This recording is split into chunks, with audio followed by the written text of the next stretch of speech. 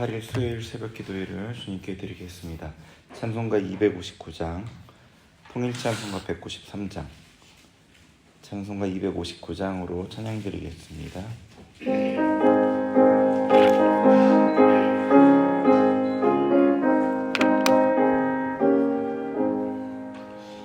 예수 십자가에 흘린 피로써 그대는 씻기어 있는가.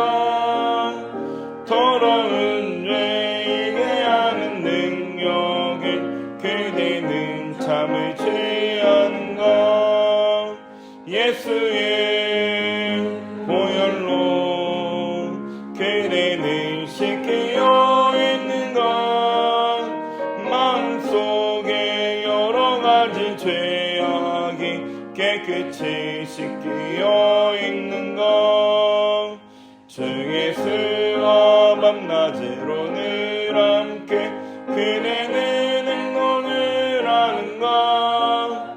아무 때나 어디서나 그대는 십자가 붙들고 있는가.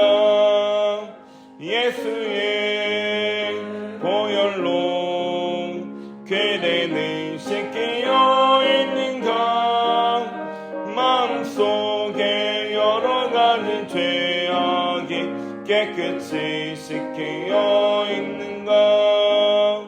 주님 예수 다시 올 때 그대는 영접할 예목에 있는가. 그대 몸은 거룩한 곳 천국에 들어갈 준비가 됐는가. 예수의 보혈로 그대는 씻기어 있는가. 마음속에 여러 가지 죄악이 깨끗이 씻기어 있는가.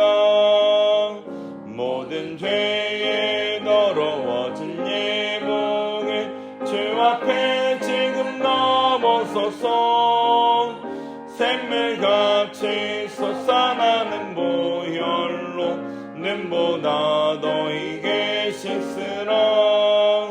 예수의 보혈로 그대는 씻기어 있는가.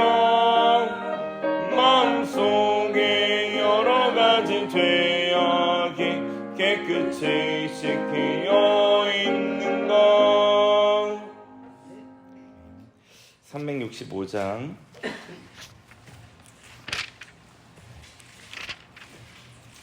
통일찬송가 484장 365장입니다.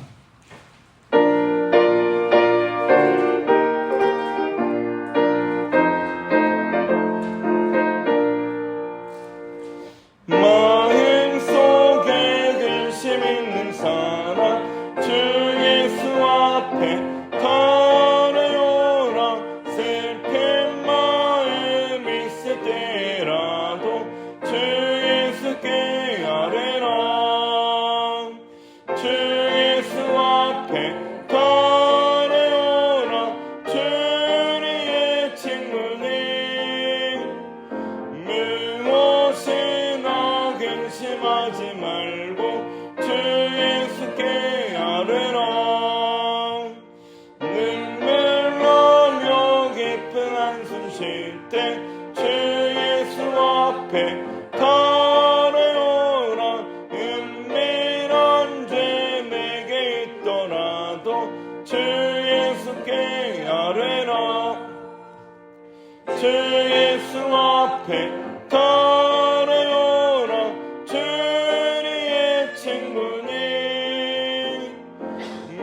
무엇이나 근심하지 말고 주 예수께 아뢰라. 괴로움과 두려움 있을 때 주 예수 앞에 달려오라. 내일 일을 염려하지 말고 주 예수께 아뢰라. 주 예수 앞에 달려오라. 주의 친구니 근심하지 말고 주 예수께 아뢰라. 지금 앞에 겁을 내는 자여 주 예수 앞에 달아요라. 하늘나라 바라보는 자여 주 예수께 아뢰라. 주 예수 앞에 달아요라. 주리의 친구니 무엇이나 근심하지 말고 주 예수께 아뢰라. 아멘. 오늘 우리에게 주시는 말씀은 사도행전 22장입니다.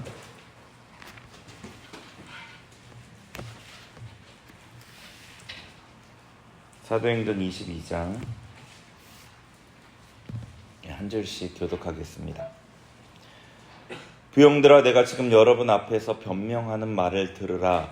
그들이 그가 우리 말로 하면 듣고 더욱 조용합니다. 이어 이르되 나는 유대인으로 길리기아 다소에서 났고 이성에서 자라 가말리엘의 문화에서 우리 조상들의 율법에 엄한 교훈을 받았고 또 너희 모든 사람처럼 하나님께 대하여 열심히 있는 자라. 내가 이 돌을 파괴하여 사람을 죽이기까지 하고 남녀를 결박하여 옥에 넘겼노니 이에 대제사장과 모든 장로들이 내 증인이라. 또 내가 그들에게서 다메섹 형제들에게 가는 공문을 받아가지고 거기 있는 자들도 결박하여 예루살렘으로 끌어다가 형벌받게 하려고 가더니 가라앉은 다메섹에 가까운 때에 오동중이 되어 훈련이 하늘로부터 큰 빛이 나를 둘러비치며 내가 땅에 엎드러져 들으니 소리 있어 이르되 사울아 사울아 내가 왜 나를 박해하느냐 하시거늘 내가 대답하되 주님 누구시니까 이르시되 나는 내가 박해하는 나사렛 예수라 하시더라. 나와 함께 있는 사람들이 빛은 보면서도 나에게 말씀하시는 이의 소리는 듣지 못하더라. 내가 이르되 주님을 무엇인가 하니까 주께서 이제 일어나 다메섹으로 들어가라. 내가 해야 할 모든 것을 거기서 누가 하시더니 나는 그 빛의 광채로 말미암아 볼 수 없게 되었으므로 나와 함께 있는 사람들의 손에 끌려 다메섹에 들어갔노라. 율법에 따라 경건한 사람으로 거기 사는 모든 유대인들에게 칭찬을 듣는 아니라니가 내게 와 곁에 서서 말하되 형제 사울아 다시 보라 하거늘 즉시 그를 쳐다보았노라. 그가 또 이르되 우리 조상들의 하나님이 너를 택하여 너로 하여금 자기 뜻을 알게 하시며 그 일을 알면 양식이 하시고 그 입에서 나는 음성을 듣게 하시며 내가 그를 위하여 모든 사람 앞에서 내가 보고 들은 것의 증인이 되리라. 이제 너희 주주 아니냐 일어나 주의 이름을 불러 세례를 받고 너희 죄를 씻으라 하더라. 후에 내가 예루살렘으로 돌아와서 성전에서 기도할 때 황홀한 중에 봄에 주께서 내게 말씀하시되 속히 예루살렘에 나가라. 그들은 내게 대하여 정언할 말을 듣지 않으려 하시거늘 내가 말하기를 주님 내가 주를 믿는 사람들을 가두고 또 각 회당에서 때리고 또 주의 정인 스데반이 피를 흘릴 때에 네가 곁에 서서 찬송하고 그 죽이는 사람으로 좀 지키줄 그들도 아나이다. 나더러 또 이르시되 떠나가라 내가 너를 멀리 이방인에게로 보내리라 하셨느니라. 이 말을 끝까지 그들은 듣다가 소리 질러 이르되 이런 자는 세상에서 없음에 분에서 살려줄 자가 아니라 하여 떠들며 옷을 벗어던지고 티끌을 공중에 날리니 천부장이 바울을 영내로 데려가라 명하고 그들이 무슨 일로 그에 대하여 떠들지 알고자 하여 지적지가 아니며 신문하라 하니라. 가죽줄로 바울을 매니 바울이 곁에 서 있는 백부장더러 이르되 너희가 로마 시민된 자를 죄도 정하지 아니하고 채찍질할 수 있느냐 하니 백부장이 듣고 가서 천부장에게 전하여 이르되 어찌하여야 하느냐 이는 로마 시민이나 하니 천부장이 와서 바울에게 말하되 내가 로마 시민이냐 내게 말하라. 이르되 그러하다. 천부장이 대답하되 나는 돈을 많이 들여 이 시민들을 얻어내라. 바울이 이르되 나는 남서부터 온가 하니 신문하려던 사람들이 곧 그에게서 물러가고 천부장도 그가 로마 시민인 줄 알고 또 그 결박한 것 때문에 두려워하니라. 이튿날 청부장은 유대인들이 무슨 그를 고발하는지 이상을 알고자 하여 그 결박을 불분명하여 제사장들과 공명을 들고 바울을 들고 내려가 그들 앞에 세우니라. 아멘. 사도 바울은 계획대로 예루살렘을 방문했습니다. 바울은 이 예루살렘 교회의 장로들의 권면을 받아들였습니다. 그 예루살렘 교회 장로들이 사도 바울에게 권면을 한 내용이 있죠. 21장에 나옵니다.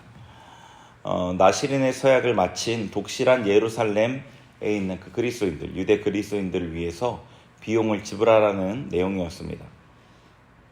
나시린의 비용을 낸 사람은 경건한 사람으로 간주되었기 때문에 그렇게 하라는 권면이었죠. 사도 바울도 율법을 지키고 율법을 폐하려는 그런 사람이 아니라는 사도 바울에 대한 그 비난을 잠재우기 위한 것이었습니다. 나시린 결례 7일이 지날 무렵 어떤 유대인들이 바울을 보고 소동을 일으켰습니다. 바울이 이방인을 성전에 데려왔다는 거죠. 오해에서 비롯된 이 소동에서 유대인들이 바울을 돌로 쳐 죽이려고 했습니다. 바울은 그 위급한 상황에서 로마 군대로 인해서 목숨을 건지게 되었습니다. 그리고 22장에서 자신을 죽이려는 그 유대인 무리들에게 변명하고 간증하고 있습니다. 바울의 간증은 3절에서 16절까지 회심 사건에 대한 회고와 17절에서 21절에 이방인 전도 사명에 대한 언급으로 이루어져 있습니다. 그 다음 얘기는 자기가 로마 시민이라는 것을 드러내는 그런 내용이 있죠. 그 바울의 간증은 1절에 보시면 이렇게 돼 있죠. 1절 한번 같이 읽어보겠습니다. 시작. 부형들아, 내가 지금 여러분 앞에서 변명하는 말을 들으라. 아멘. 자, 바울 사도의 이 말은, 이 간증은, 변명은 무엇으로 시작되냐면 부형들아 라는 말로 시작합니다. 부형들아.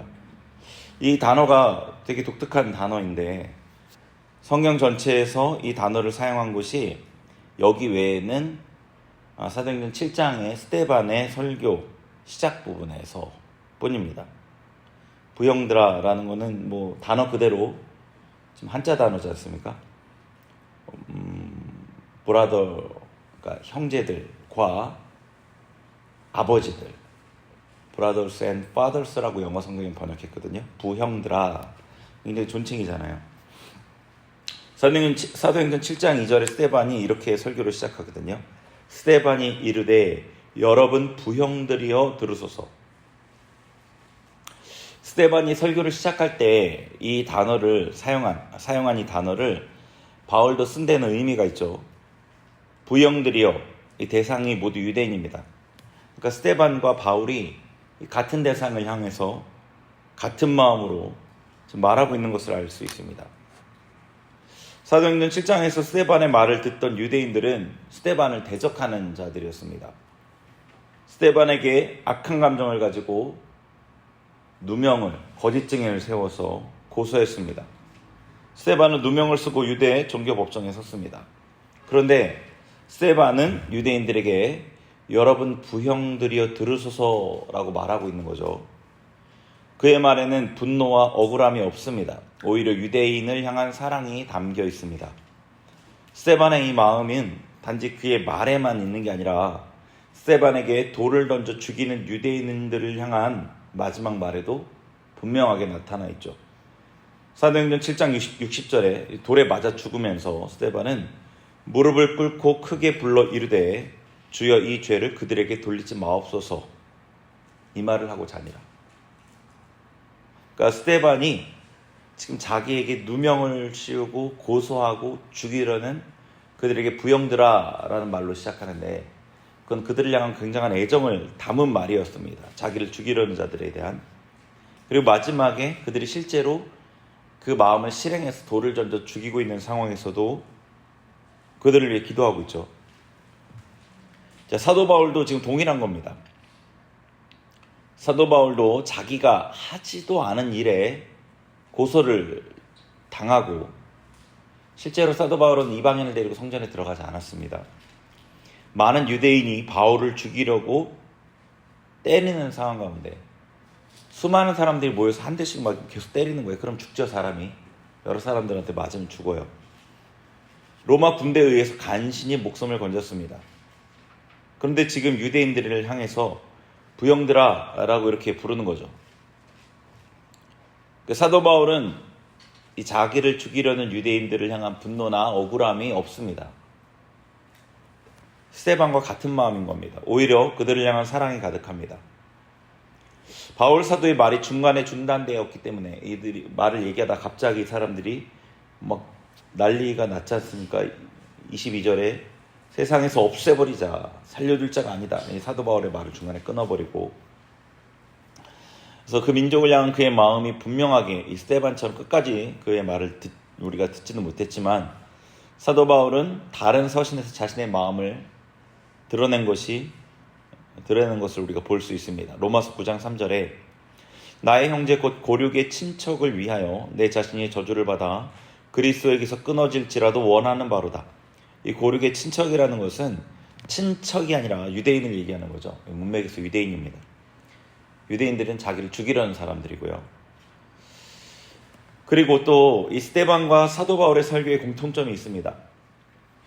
자신이 고소당한 내용에 대한 변명이 없다는 겁니다. 스데반은 모세와 하나님을 모독했다, 성경과 율법을 거슬러 말했다, 다른 율법을 세운다, 이런 죄목으로 고소를 당했는데, 스데반의 설교를 읽어보셨겠지만 그의 설교에는 그것에 대한 변명이 하나도 나오지 않습니다. 나는 그런 말을 한 적이 없습니다, 이런 내용이 나오지가 않아요. 오히려 유대인들이 회개하여 하나님께로 돌아오기를 간절히 원하며 설교한 거죠. 바울 사도도 이방인을 성전에 들여 성전을 더럽혔다는 죄목으로 고소를 당했습니다. 근데 이에 대해서 오늘 우리 읽었지만 이에 대한 변명이 없습니다. 예수님을 증언하고 있어요. 예수님을. 자신이 만난 예수님을 증언하고 예수님이 하나님이심을 그들이 알기를 원했던 겁니다. 해보다 더 밝은 빛을 비춰주신 그 예수님, 자기에게 나타나서 자기에게 사명을 주신 예수님이 하나님이심을 알기를 원했던 거죠. 유대인들도 예수님을 알고 회심하기를 원했던 것입니다. 이 두 사람에게는 자존심이나 분노가 없는 것 같습니다.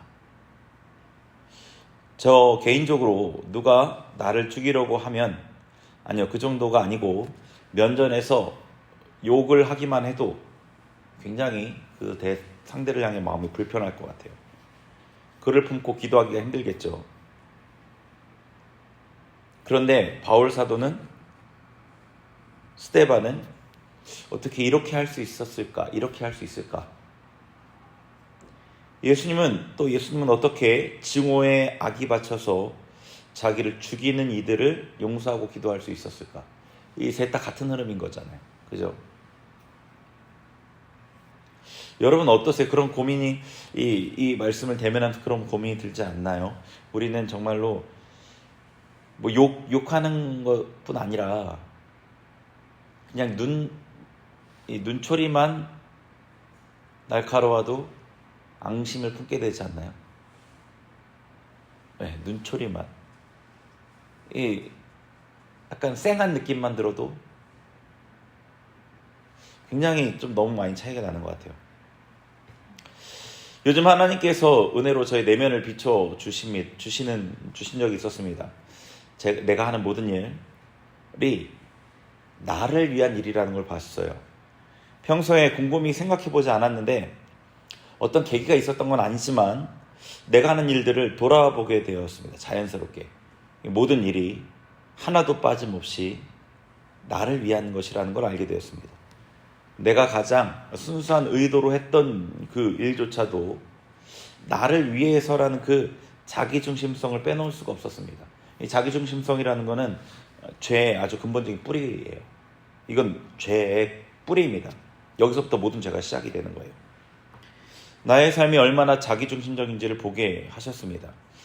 하나님 앞에 절대로 의를 말할 수 없다는 것을, 내가 죄인이구나, 예수님의 의를 의지할 수밖에 없구나, 내 안에 이 죄악을 어쩔 수가 없구나, 그 죄악의 크기와 끝이 가늠되지 않는 이 죄를 없앨 수가 없구나. 사도 바울의 그 고민, 로마서 7장의 고민도 생각이 나고 8장의 결론도 생각이 나서 생명의 성령의 법, 성령을 따르는 것, 그거밖에 답이 없구나. 이렇게 잠정적으로 제 안에서 정리를 했습니다. 그런데 사도 바울과 스데반 집사를 보면서 그렇게 쉽게 결론을 내릴 수 있는 일이 아닌 것을 알았습니다. 그래서 어떻게 보면 좀 패배자처럼 어쩔 수 없지, 하나님 해주시겠지, 그렇게 할 수 없다는 거죠. 이 사도 바울이 나는 날마다 죽노라 라고 했던 것처럼 그렇게 자기를 죽이기 위해 힘써야 한다는 거죠. 자기 중심성이 너무 분명하게 살아있으니까 나에게 해를 끼치는 사람이나 그 상황을 견디기가 힘든 거지 않습니까? 사랑해야 하는데, 진정 감사해야 하는데, 그걸 아는데 오히려 공격적으로 반응하게 되는 거죠. 내가 제일 중요하니까요. 내가 제일 중요하니까. 그러니까 여기서 벗어나지 않으면 방법이 없는 거죠. 사도 바울처럼 나는 날마다 죽노라, 죽습니다, 이렇게 고백할 수 있는 그런 모습이 있어야 이 변화가 일어나겠다는 것을 보게 되었습니다. 같은 주님을 섬기고 있고 같은 믿음을 받았습니다. 스데반과 사도 바울과 같은 믿음을 받았어요. 우리가 같은 주님을 섬기고, 그러면 같은 삶을 살아야 되는 건데요. 어떻습니까? 스데반처럼, 사도 바울처럼 살고 싶은 마음이 있나요? 외적으로 어떤 비슷한 삶의 형태를 얘기하는 게 아니라 그들과 같은 믿음, 그 마음으로 살아가는 거예요. 진정으로 축복하고 진정으로 예수님을 위해 헌신하고 전심으로 사랑하는 그런 삶. 낮의 해처럼 밤의 달처럼 이런 찬양을 하면서 그냥 마음이 잠시 동하는 게 아니라 진짜 내 삶을 그렇게 바꾸고 싶으냐는 거죠. 그 질문에 뭔가 우리에게 망설여짐이 있을 수도 있습니다. 그런데 성경에서는 우리에게 그런 삶이 믿는 자의 삶이라고 말하고 있지 않습니까? 우리가 천국에 가면 그런 삶, 이들이 살았던 자기를 부인하는 삶, 자기를 위해 살지 않으려고 애쓰는 삶, 또 그렇게 자기를 위해 살지 않게 되는 삶이 어떤 것보다 더 멋있는 삶으로 인정되겠죠. 천국의 주인인 예수님을 닮은 삶이니까요. 어제 말씀을 가까이 하는 것에 대해서 제가 나누었지 않습니까? 근데 그게 목적지가 아닙니다. 그죠? 그게 우리의 최종 목적이 아니에요. 말씀을 가까이 하고 많이 읽고 읊조리고 기도하고 매 순간 기도하고, 그것의 목적지는 예수님을 닮는 것입니다. 스데반처럼, 사도 바울처럼 그렇게 사랑으로 넘치는 삶을 사는 게 우리의 최종 목적지예요. 최종 목적지가 자꾸 희미해지는 경우가 있는 것 같아요. 그러지 말아야죠. 우리가 정말로 어디를 도달하고 싶은 건지, 어떤 모습이 되고 싶은 건지, 그걸 놓치면 안 되죠. 사랑으로 넘치는 삶을 사는 것. 물론 저도 너무 부족하죠. 너무 먼 이야기 같습니다. 제 자신을 볼 때. 근데 하나님께 또 저에게 보여주셨으니까 가야겠죠. 처음 예수님을 따르기로 결단했을 때의 나와 지금의 내가 다르듯이 포기하지 않으면 죽을 때쯤에는 비슷해지지 않을까 기대해 보는 겁니다.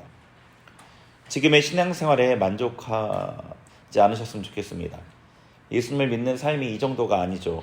세상이 감당하지 못할 사람이 되는 것, 세상이 이해할 수도 없고 왜 저렇게 선택할까, 왜 저렇게 행동하고 말할까, 스데반을 보면서 어떻게 저렇게 말할까, 바울을 보면서 어떻게 저렇게 행동할까 하는 것처럼 세상이 이해할 수도 없고 이길 수도 없는 그런 사람이 되는 거죠. 그런 삶을 살아가기를 결단하고 또 달려가는 우리가 되셨으면 좋겠습니다. 같이 기도하겠습니다. 네, 사도 바울과 스데반, 그리고 예수님의 삶을 돌아봅니다. 그냥 성경에 기록된 어떤 위인의 이야기가 아니라 우리와 같은 믿음을 가진, 우리와 같은 성정을 가진 사람들의 이야기입니다. 우리와 같은 믿음을 가진, 우리와 같은 성정을 가진 사람들의 이야기입니다. 우리와 같은 믿음을 가진, 우리와 같은 성정을 가진 사람들의 이야기입니다. 우리와 같은 믿음을 가진, 우리와 같은 성정을 가진 사람들의 이야기입니다. 우리와 같은 믿음을 가진, 우리와 같은 성정을 가진 사람들의 이야기입니다. 우리와 같은 믿음을 가진, 우리와 같은 성정을 가진 사람들의 이야기입니다. 주님, 우리도 그들과 같이 예수님을 닮는 삶 살길 원합니다. 나 중심에서 벗어나서 예수님을 닮는 삶, 거기에 헌신하길 원합니다. 같이 기도하겠습니다. 하나님 아버지, 이 시간에 하나님 말씀 앞에 또 우리가 섭니다. 정직하게 마음을 낮추고 섭니다. 하나님 말씀이 옳고 제가 틀리고 제가 잘못되었음을 고백합니다. 하나님, 주님, 우리도 바울처럼 스데반처럼 그렇게 자기가 아니라 예수 그리스도의 말씀을 따라가며 주님을 닮는 삶 살아가기를 원합니다. 나를 해하려는 자들, 그들을 궁히 여기며 그들을 위해 기도하며 그들을 위해 애쓰는, 그들을 위해 복음을 전하는 그런 삶으로 나아가길 원합니다. 겉모습 아니라 진정 마음 중심으로부터 그렇게 자기를 부인하는 삶을 살길 원합니다.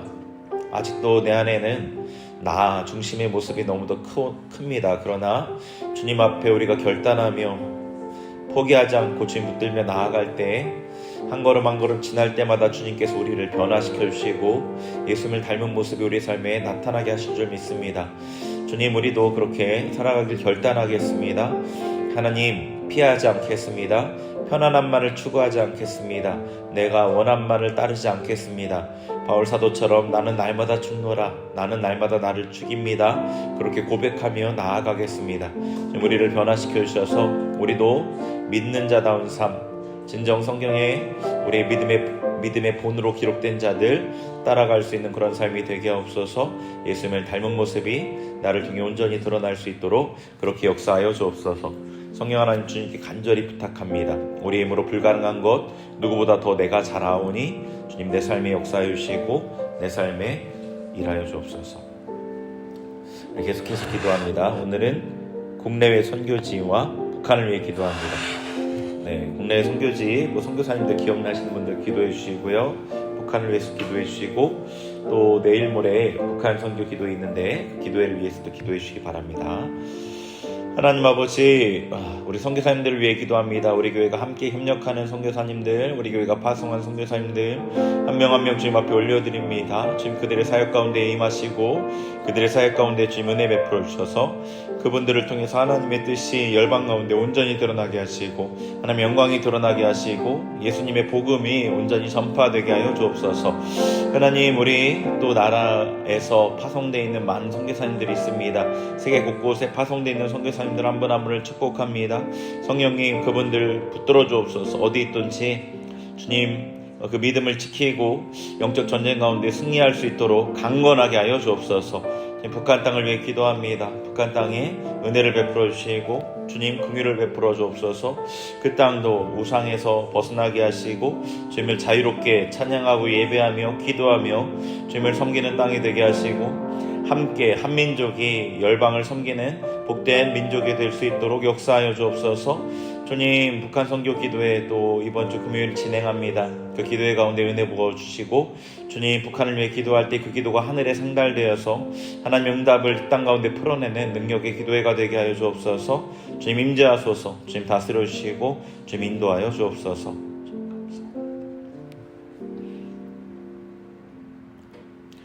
하나님, 오늘도 하나님 말씀 앞에 우리가 나아갑니다. 이 말씀 한 절 한 절 우리 성도님들의 심령에 깊이 새겨주시고 그래서 이 말씀이 우리를 변화시켜 주시고 우리가 나 중심에서 벗어나는 그런 은혜가 있게 하여 주옵소서. 예수님의 이름으로 기도합니다. 아멘.